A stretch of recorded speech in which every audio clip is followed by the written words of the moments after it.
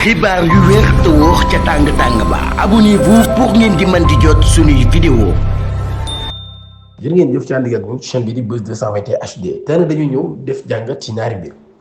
mbirum Abdou Nguer bi nga xam ni convoqué nañ ko ak mbirum ki nga xam ni moo di Modiyo Mbaye. Modiyo Mbaye nekk koo xam ni ab jigéen la buy nekk ci réseaux sociaux yi di def ay vidéo di jàngale ci naka la ñuy sëyee wala naka la ñuy nekkee ci biir néewu sëy. bu dee Abdou Nguer mu nekk koo xam ne ab chroniqueur la di wax ci wàllum politique ñaari mbir yooyu yëpp mën nañ ci taxaw ñu indi ci suñu jàngat. bu dee l'affaire Abdou Nguer ginnaaw bi nga xam ne def na ay sorties mu wax ci ay mbir yu bari yoo xam ni yàggul mën nañu wax ni sax gis nañuy circuler ay vidéo di wax ni mbir biñ ko woowee dafa laale ak génn àdduna Badio Camara ndax am na ay réaction yoo xam ni def na ko ci ñu gis ñaari vidéo yëpp man dama gis ñu titré ko di wax ni bu ci nekk ñuy wax ni moom moo waral convocation ki nga xam ne moo di Abdou Nguer benn bi mu yëkkati ci ay kàddu di ci attaquer le premier ministre Ousmane Sonko di wax pourquoi bindul ci ginnaaw bi nga xamee nit ko am solo ku toll ni Badio Camara génn àdduna ba indi ci sax fàttali ci loo xam ne Ousmane Sonko kon daf ko waxoon benn bi mu mel ni dafa am lu muy supposé c'est-à-dire mel ni moom dafa am lu muy supposé parce que lim na ay hommes politiques yu bari yoo xam ni faatu nañ ci jamono jii ba pare daal di poser benn question donc man pour ma taxaw ci boobu la mbir pour ma attirer seen attention ci mbir boobu mooy dama jàpp ne lépp loo xam ne mbirum justice la ci réewum Sénégal moo xam muy nit ku ñàkk bakkanam wala nit koo xam ne dañ ko agressé wala ak lu mu manti nekk victime waruñu di gaaw di jug di supposer wala ñu yëkkati ay tuuma di ko tegaate c'est-à-dire su nekkee nit ñàkk na bakkanam en tant que nit bu normal en tant que doomu aadama xalaat bi nga war a njëkk am mooy yàlla moo ñëw daal di jël bakkanam donc man loolu laa jàpp ni loolu moo war a am. c'est-à-dire ak ku mën a doon bu fekkee nit dafa faatu li nga war a njëkk a xalaat mooy que ni ki faatu nii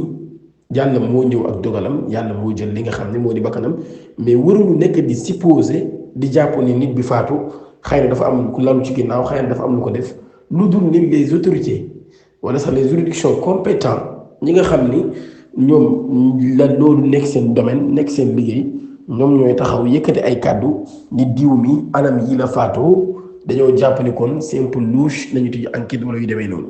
li fekk mbir mu mel noonu amul un citoyen simple un citoyen ordinaire wóorul taxaw di joxañ baaraam tuuma pour man wala muy dute ci nit ki ni mu déwee ndax lu naturel la wala nekkul lu naturel néew ma ni Abdou Nguer loolu la def mais damay wax dans le cadre général ci ñun problème yi nga xam ne dañ koy faral di am su kenn génnee àdduna mu nekk autorité wala mu amoon yenn fonction yu mag yi parfois nit ñi dañuy dute wala ñuy joxañ baaraam tuuma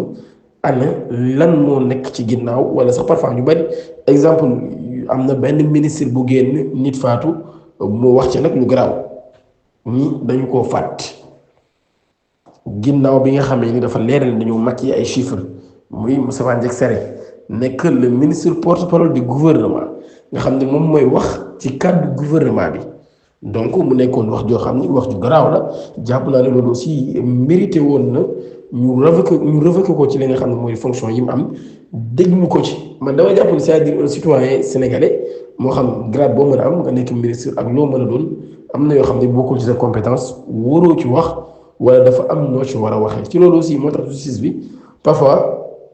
ñenn ñi dañuy gis ni ba tey dafa am lu bari loo xam ne dafa des ñenn ñi sax dañuy dem ba jàppale dañu nekk de instrumentaliser justice bi bu ñu gisee yenn mbir yi di am exemple ñu xëy ñu ni convoqué nañ benn Abdou Nguer parce que dafa wax ci mbirum deewu nit ñu génne ay vidéo ñu bari jàpp ni vidéo yi Abdou Nguer wax ci lu war a mën tax ñu woo ko même bu dee man jàpp naa ni wax na ci ay wax yoo xam ni waru ko woon a wax mais ñu bari jàpp ni dégguñ ci lu war a mën a tax ñu woo ko mais ci beneen côté bi nga gis ni nit waxoon na lu war a mën a tax ñu woo ko mais ba tey ji furas daal di xëddem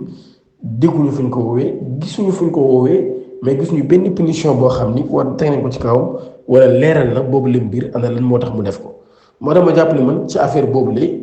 war na ci gën a am ab taxawaay bu am solo loolu mbirum Modiyo Mbaye man yàgg naa di ko wax parce que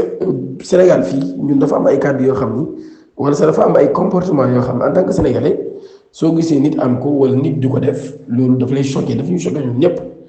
bu ñu génnoon tey jii rek gis nit am na lu muy solo yow en tant que sénégalais daf lay choqué dafa lay choqué maa ngi koy mos a wax benn bis ma ne ko benn nit ma ne ko fi ñu toll ci àdduna bi mooy bu ñu bëggee daganal dara dañu koy commencé dañu ko wan ci ay image dañu ko wan ci ay vidéo dañu ko jàngal nank ba mu miin suñu bët ma ne ko exemple série yi daw nii am na benn série bu génnoon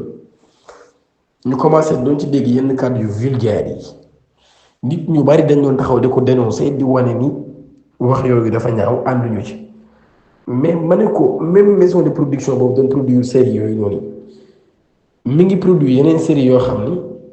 lan cay def ak lañ cay wax moo gën a ñaaw mais ña doon ñaawlu wax ja ak jëf ya ñu ngi dund ba tey mais ñaawloo tuñ ko xam nga lan moo tax loolu parce que dañuy dem ba dañ koy miinal ci seen bët genre nit yu mel ni Mbodia Mbaye ak ñu bari ñoo xam ni ay liveur lañ dañuy jàngale mbirum sëy jàpp naa ni warul nekk tabu ñu jàngale mbirum sëy mais waruñu tamit yëkkati ay kàddu yoo xam ni dañuy mën a yàq ñi nga xam ne ñoo di jeunesse bi parce que léegi réseau yi mbedd la nga yor sa titre xale bu am 14 ans 15 ans dugg ci ngay wax ay kàddu yoo xam ni moom mu koy dégg xam na li nga jubloo wax xam na ni lii nga bëgg a wax mu doon lu tegginewul xëy na sax moom mën naa jug ngir jéem a def lu mel noonu wala mu jéem a xam li Mbodia Mbaye di wax mi mooy lan moo tax ma jàpp ne même buñ dee jàngalee mbir mu mel noonu war nañoo xool fan lañ koy jàngalee ak ci yan anam lañ koy jàngalee mais magum jëm boo xam ne dèjà war nga am ay doom am nga njaboot ñu nekk ci réew mel ne réewum Sénégal di génn war a toog di wax ci mbirum sëy di tudd ay awra di wax nu mu la neexee